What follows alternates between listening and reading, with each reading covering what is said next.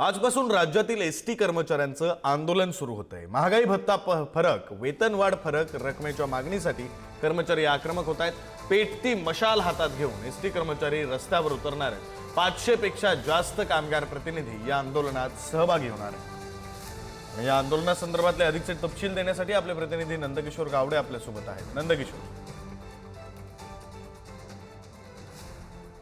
नक्कीच विक्रांत, खरं तर या अगोदरचं सुद्धा आपण एसटी आंदोलन संपूर्ण अनुभवलेलं होतं। त्यावेळेला सुद्धा संपूर्ण राज्यातील जी व्यवस्था होती, वाहतूक व्यवस्था होती, ती कुठेतरी कोरमडलेली आपल्याला पाहायला मिळते। त्यामुळे आजपासून पुन्हा एकदा ह्या एसटी आंदोलनाचं जे आंदोलन आहे ते आझाद मैदानात सुरू होते। जवळपास 12 वेगवेगळ्या संघटना, त्या संघटना एकत्रित वेगवेगळ्या मागणींसाठी, आर्थिक मागणींसाठी हे संपूर्ण आंदोलन होते। खरं तर दुपारी उपमुख्यमंत्री शिंदेसोबत सुद्धा बैठक असल्याचं समजतं। या अगोदर सुद्धा उपमुख्यमंत्री शिंदे आणि अजित पवार यांच्यासोबत सुद्धा बैठक होती, मात्र ती रद्द झाल्यामुळे कुठेतरी या आंदोलनाचा जो पडसाद आहे ती कुठेतरी तीव्र होताना आपल्याला पाहायला मिळते।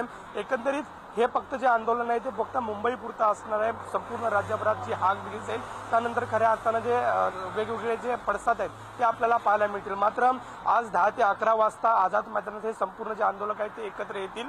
संदीप शिंदे आहेत, त्यांच्या नेतृत्वात हे संपूर्ण आंदोलन होईल। खरं तर वेगवेगळ्या मागण्या आहेत। जवळपास 2020 नंतर 6,500 जो पगार वाढ आहे तो कुठेतरी द्यावा, अशी ही प्रमुख जी मागणी आहे ती यामध्ये आहे की याशिवाय दीपावळीची गिफ्ट आहे ते 15,000 द्यावं किंवा इतर जे महागाई भत्ता आहे, आर्थिक संपूर्ण ज्या दृष्ट्या आहेत त्या आर्थिक दृष्ट्यांच्या माध्यमातून हे आंदोलन पुकारण्यात आलेलं आपल्याला पाहायला मिळतं। त्यामुळे एकंदरीत आजचा दिवस महत्त्वाचा आहे। नेमकं यांच्या मागण्या पूर्ण होतात का, बैठक होते का, बैठकीत नेमकं काय होतं हे तर आपण पाहणारच आहोत। मात्र आज या संपूर्ण आंदोलनामुळे कोणती वाहतूक व्यवस्था खोळंबते का हे सुद्धा पाहणं महत्त्वाचं असतं। या सगळ्याकडे लक्ष असू द्या। नंदकिशोर, तुर्तास धन्यवाद या सगळ्या माहितीसाठी।